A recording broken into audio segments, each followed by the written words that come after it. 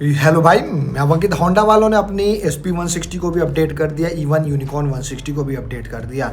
दोनों भाई अब फीचर्स वाली गाड़ी हो चुकी है। यूनिकॉर्न थोड़ा पहले बिना फीचर्स वाली हुआ करती थी तो लोग बाग उसको इग्नोर करते थे भाई, लेकिन अब वो भी फीचर्स वाली हो चुकी है, SP भी और फीचर्स वाली हो चुकी है।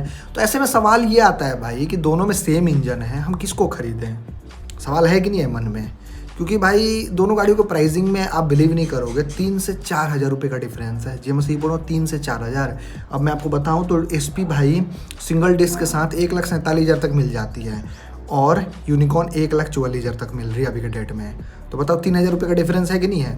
अब मेरे यहाँ डिफरेंस, अब आपके यहाँ 3 से ज़्यादा भी हो सकता है, लेकिन 3,000 रुपये आपको ज़्यादा दे के SP 160 लेना चाहिए या फिर 3,000 बचा के यूनिकॉर्न लेना चाहिए, वो आज जानेंगे इस वीडियो में डिटेल में। वीडियो बहुत ही इंटरेस्टिंग होने वाला है। दोनों गाड़ियों को मैं डिटेल में कंपेयर करने वाला हूँ कि एग्जैक्ट में क्या क्या डिफरेंस है। मतलब 3,000 रुपये आपको ज़्यादा देना बढ़िया है या फिर बचाना बढ़िया है, वो आज आपको पता चल जाएगा।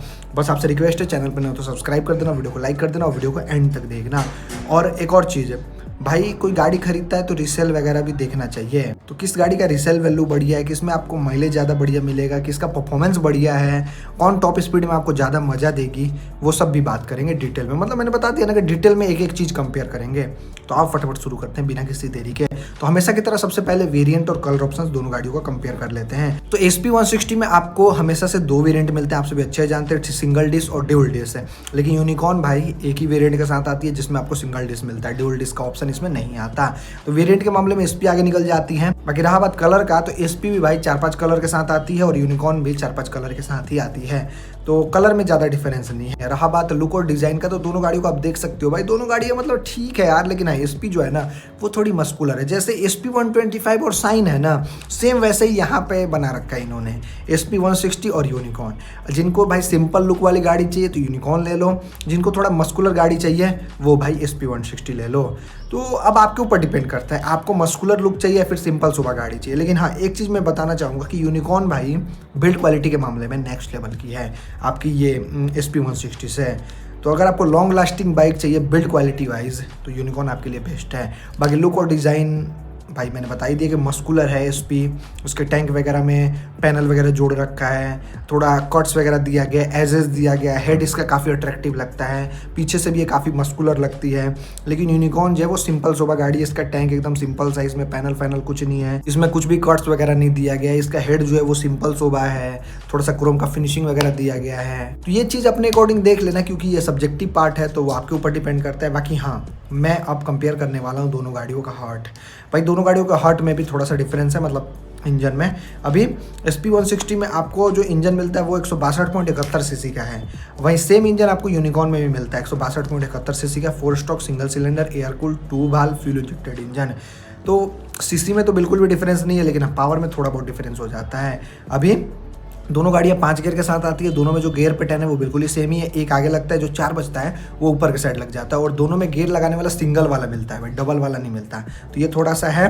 बाकी रहा बात मेन पावर का, तो SP 160 का इंजन 13.27 bhp का पावर निकालता है, 13.27 bhp का 7500 RPM पे, और टॉर्क निकालता है 14.58 Nm का 5500 RPM पे। यूनिकॉर्न का इंजन 13 bhp का ही पावर निकालता है बस, और टॉर्क निकालता है 14.58 Nm। मतलब दोनों गाड़ियों का टॉर्क बिल्कुल ही सेम ही है, लेकिन पावर में थोड़ा सा डिफरेंस है। तो वही कह सकते हो इनिशियल दोनों का सेम ही होगा। लेकिन हाँ, अगर आपको टॉप एंड में थोड़ा अच्छा परफॉर्मेंस चाहिए तो SP ठीक है भाई, हालांकि ज़्यादा डिफरेंस नहीं आएगा भाई टॉप एंड में भी। अगर आपको ड्रैग रेस वगैरह देखना है तो सर्च करके देख लेना, यूट्यूब पे बहुत सारा वीडियो है। रहा बात माइलेज वगैरह का, तो दोनों गाड़ियाँ सेमी इंजन के साथ आती है, तो 50 तक आपको अप्रोक्स माइलेज मिल जाएगा। लोग बात कहते हैं कि 50 मिल जाता है, लेकिन मेरे हिसाब से आप 45-50 रखना है। अगर आप भगा के चलाओगे तो 45 मिलेगा, प्यार से चलाओगे तो 50 मिलेगा। बाकी टॉप स्पीड दोनों गाड़ियों का बहुत ही प्यारा है भाई, 115-120 तक चली जाती है, भगाने के ऊपर डिपेंड करता है। और दोनों गाड़ियाँ मतलब स्टेबल रहती कि नहीं रहती हाई स्पीड में, वो आगे बताऊँगा व्हील बेस वगैरह देख के। बाकी रहा बात टैंक वगैरह का, तो SP 160 मस्कुलर है, लेकिन फिर भी आपको 12 लीटर का ही पेट्रोल टैंक मिलता है। लेकिन यूनिकॉर्न भाई 13 लीटर पेट्रोल टैंक के साथ आती है, तो देख लो 1 लीटर का डिफरेंस है। बाकी दोनों गाड़ी में आपको रिजर्व वगैरह नहीं मिलता, और दोनों गाड़ियों में आपको BS6 फेज 2 इंजन मिलता है, OBD2 भी सेंसर के साथ है। तो ये काफ़ी अच्छी बात है, लेटेस्ट टेक्नोलॉजी आपको मिलता है। बाकी हाँ, दोनों गाड़ियों के सस्पेंशन की बात करें तो SP 160 के फ्रंट में टेलीस्कोपिक मिलता है और रियर में आपको मोनोशॉक मिलता है। वहीं यूनिकॉर्न की बात करते हो तो इसके भी फ्रंट में टेलीस्कोपिक दे रखा है और रियर में आपको मोनोशॉक मिलता है। तो दोनों गाड़ियों का सस्पेंशन भाई सिमिलर टाइप का ही है, लेकिन हाँ मैं कहना चाहूँगा कि दोनों गाड़ियों का सस्पेंशन बहुत ही स्टीफ है भाई। अगर आपको कंफर्ट चाहिए तो कोई और गाड़ी देखना पड़ेगा, देख लेना चला वाला के आपको पता चल जाएगा। लेकिन यूनिकॉर्न ज़्यादा कंफर्टेबल है SP160 के मुकाबले। बाकी रहा बात ब्रेकिंग का, तो दोनों गाड़ी में आपको सिंगल चैनल ABS का सेटअप मिलता है, नॉर्मल ब्रेकिंग नहीं मिलता है, काफ़ी अच्छी बात है। दोनों गाड़ियों में आपको फ्रंट में तो डिस्क ब्रेक मिल जाता है, लेकिन रियर में आपको बस डिस्क आपको SP में मिलता है, यूनिकॉर्न में नहीं मिलता। डिस्क स्पेसिफिकेशन की बात करें तो आपको SP160 के फ्रंट में 276 mm का डिस्क मिलता है और रियर में 220 mm का डिस्क मिलता है, और ड्रम लोगे तो 130 mm का ड्रम मिलेगा। वहीं यूनिकॉर्न के फ्रंट में 240 mm का डिस्क ब्रेक दे रखा है और रियर में 130 mm का ड्रम ब्रेक दे रखा है। तो कह सकते हो दोनों गाड़ियों का भाई जो ब्रेकिंग है वो भाई अलग अलग है।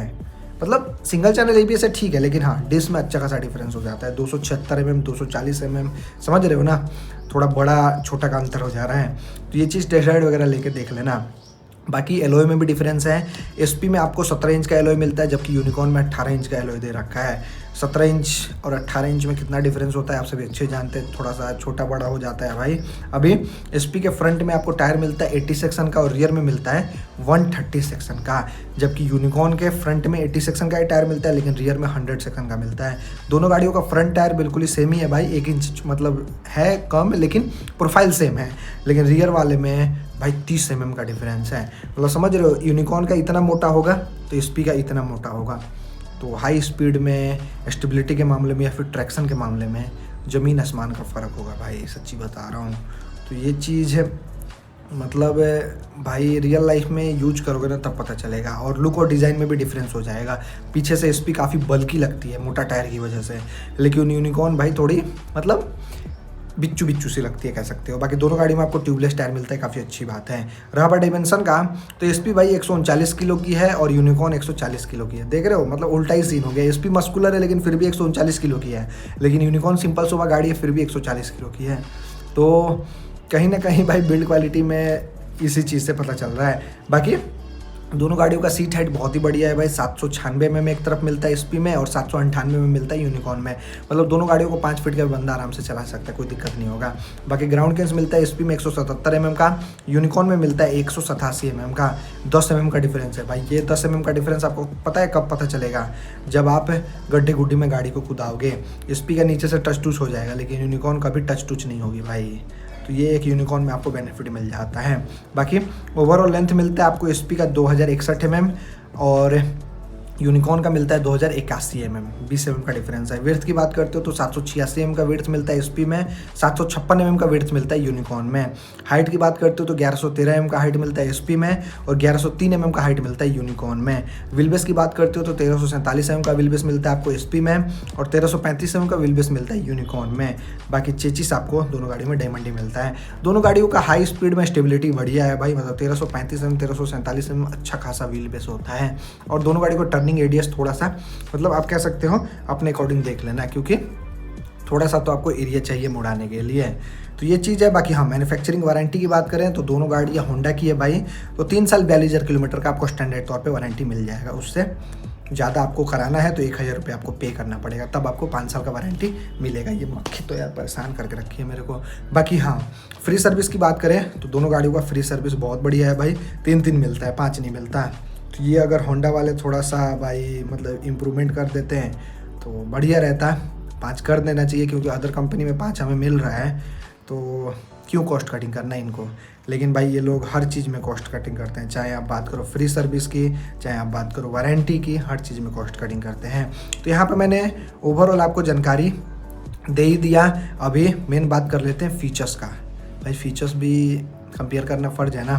तो देखो, आपको लाइटिंग में थोड़ा सा डिफरेंस मिलता है। जैसे SP में आपको हेडलाइट LED मिलता है, प्लस में हेडलाइट में DRL वगैरह मिल जाता है, टेल लाइट LED मिलता है और इंडिकेटर आपको हैलोजन मिलता है।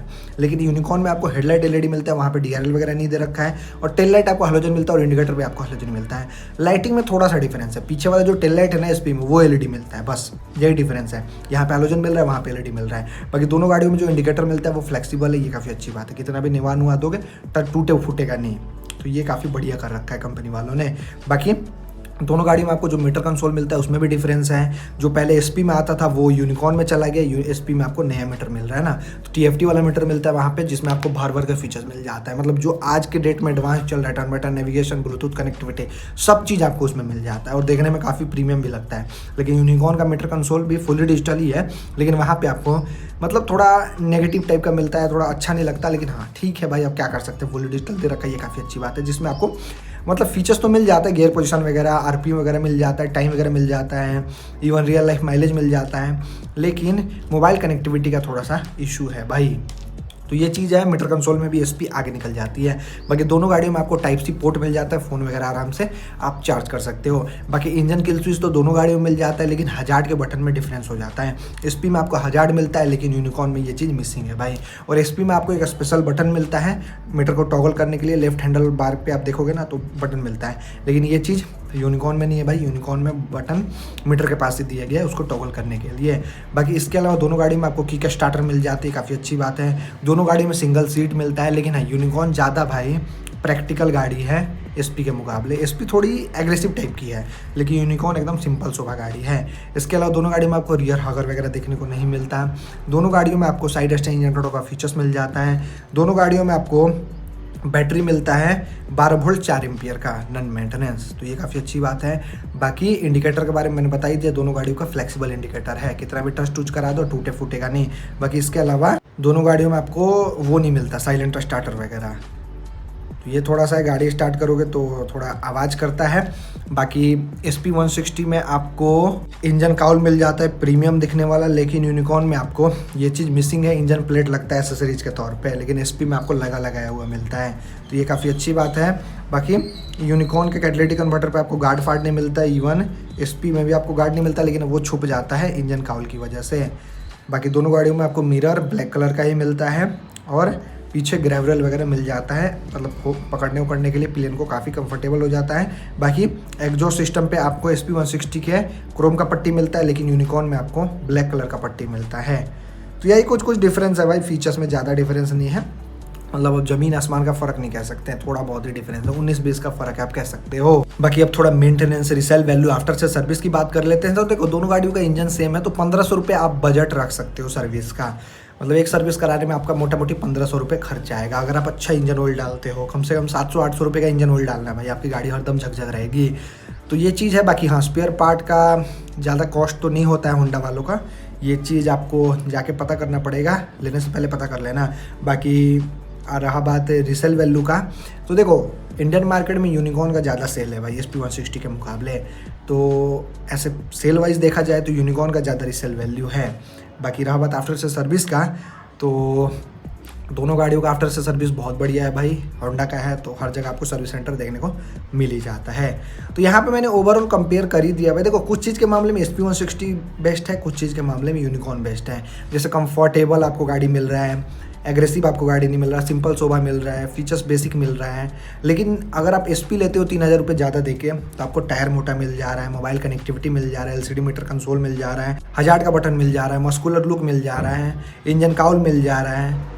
तो यही कुछ चीज़ें हैं जो आपको SP में बेटर मिल रहा है, DRL वगैरह मिल जा रहा है, LED टेल लाइट वगैरह मिल जा रहा है। तो 3000 रुपये वर्दी है भाई। मतलब ये मत सोचो कि SP 160 ओवर प्राइस्ड है, नहीं ओवर प्राइस्ड नहीं है भाई। और SP में आपको ड्यूल डिस्क का भी ऑप्शन मिल जाता है। अगर आपको ब्रेकिंग तगड़ा चाहिए तो आपको SP ऑफर कर देती है, लेकिन यूनिकॉर्न ऑफर नहीं करती ड्यूल डिस्क का। तो ये चीज़ अपने अकॉर्डिंग देख लेना आपका रिक्वायरमेंट क्या है। लेकिन हाँ, अगर आपको एक मतलब सिंपल शोभा गाड़ी चाहिए तो यूनिकॉर्न बढ़िया है भाई आपके लिए, वो भी भाई ख़राब नहीं है। लेकिन अगर आपको थोड़ी मस्कुलर गाड़ी चाहिए जो फीचर्स के साथ हो, तो SP बढ़िया है भाई आपके लिए। बाकी दोनों गाड़ियाँ माइलेज सेम देंगी भाई। अब ये मत सोचना कि ये माइलेज ज़्यादा देगी ये कम देगी, नहीं भाई, दोनों गाड़ी आपको माइलेज बहुत ही प्यारा देने वाली है। तो यही था दोनों गाड़ियों का कंपैरिजन। कुछ भी क्वेरी हो दोनों गाड़ियों से रिलेटेड तो कमेंट सेक्शन खुला है, बिंदास पूछ सकते हो। चलो वीडियो देखने के लिए आपका धन्यवाद, थैंक यू सो मच, दिल से जय हिंद सभी को।